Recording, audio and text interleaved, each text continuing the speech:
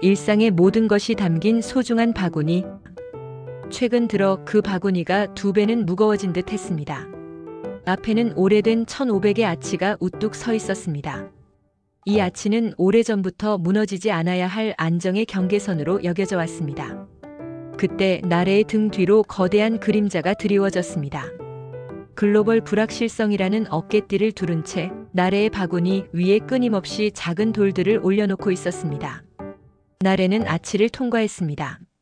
그리고 쾅! 아치의 중앙에 균열이 생기더니 굉음과 함께 경계선이 산산조각 났습니다. 1500선이 무너지자 나래가 딛고 있던 땅이 물렁해졌습니다. 수입 물가라는 진흙탕이 발목까지 차올라 나래는 한 걸음 떼기도 힘들었습니다. 모든 수입품의 가격이 성층권으로 솟아오르는 듯 했습니다. 설상가상으로 바구니를 지탱하던 기둥들, 즉 달러 부채가 많았던 기업들이 무너지기 시작했습니다. 나래는 이 부러지는 소리가 너무 무서웠습니다. 바구니의 짐이 무거워지자 이를 받쳐주던 외환 보유액이라는 안전망도 점점 얇고 위태롭게 풀리기 시작했습니다. 나래가 지고 있던 바구니 속 작은 서민들의 불빛이 힘을 잃고 희미해졌습니다. 필수품 가격 상승은 약한 불빛부터 꺼지게 만들었기 때문입니다. 나래는 고통스러운 결심을 했습니다. 이 짐을 계속 지고 가려면 나는 지금보다 훨씬 더 강해져야 해. 아니면 이 짐을 덜어내야 해. 그녀는 허리띠를 더욱 세게 졸라매고 더 힘든 길을 택했습니다. 1500이라는 숫자는 사라졌지만 그 숫자가 깨지면서 드러난 약점은 분명했습니다. 다시 안정을 찾기 위해서는 모두가 각자의 몫을 감당해야 하는 길고 힘든 싸움이 시작되었습니다. 앞서 얘기는 원달러 환율 급등과 한국 경제. 왜 1500원대는 위기 신호인가? 라는 주제를 상징적으로 그려본 것입니다. 많은 분들은 환율이 오르면 수출이 잘 된다는 단순한 이미지를 떠올립니다. 어느 정도 맞는 말이지만 오늘 우리는 그 뒷면에 있는 더 큰 구조적 맥락과 위험 요인을 깊이 들여다보려 합니다. 먼저 기본 개념부터 짚겠습니다. 환율이 오른다는 것은 같은 달러를 사기 위해 더 많은 원화가 필요해진다는 뜻입니다. 즉, 원화 가치의 하락, 원화 약세입니다. 한국 같은 수출 중심 경제에서는 원화 약세가 가격 경쟁력을 높이는 효과를 줍니다. 예를 들어 미국 시장에 $1000짜리 제품을 파는 기업이 있다고 하면 환율이 1200원일 때 120만 원을 벌던 것이 환율이 1400원이 되면 140만 원이 됩니다. 단순히 계산해도 이익이 커지는 것이죠. 하지만 경제는 단순한 산수가 아닙니다.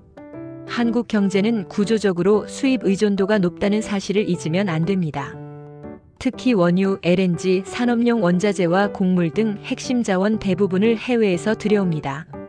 환율이 올라가면 에너지와 원자재 가격이 동반 상승하고 이는 기업들의 생산비 상승으로 이어집니다.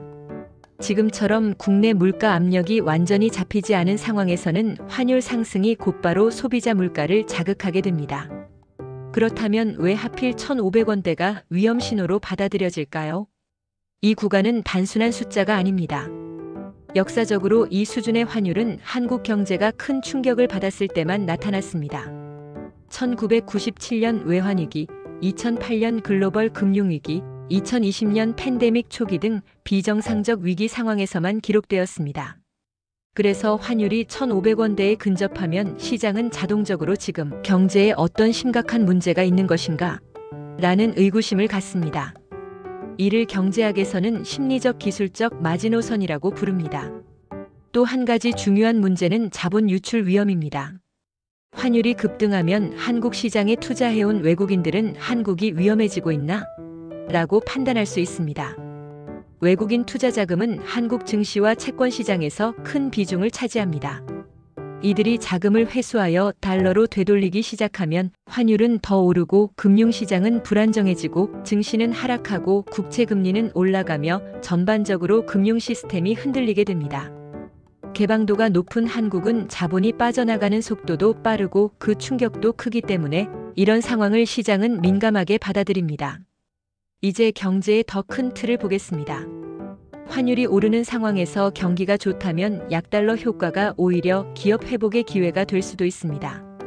하지만 지금은 다릅니다. 한국 경제는 내수 부진, 부동산 조정, 가계부채 부담이라는 구조적 문제를 안고 있습니다. 여기에 중국 경기 부진으로 인한 수출 둔화, 북중러 블록의 강화로 인한 지정학 리스크까지 겹치고 있습니다.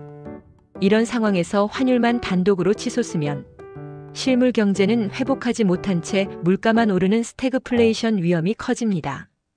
또 하나 짚어야 할 요소는 미국입니다.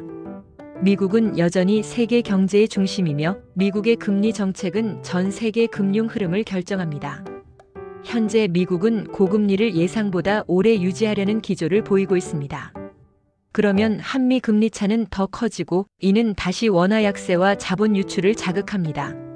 결국 환율 급등의 핵심 배경에는 미국 경제의 강달러 기조, 고금리 정책, 글로벌 긴장 확대가 자리하고 있습니다.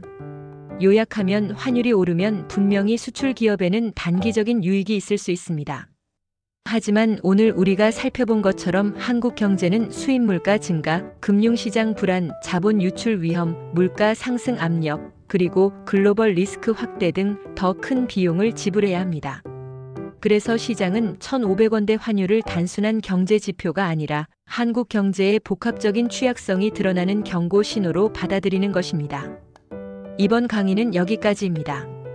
여러분이 환율을 단순한 숫자로 보지 않고 경제를 움직이는 복합적 신호로 읽어내는 힘을 가지셨다면 의미 있는 시간이 되었을 것입니다. 이상입니다. 감사합니다.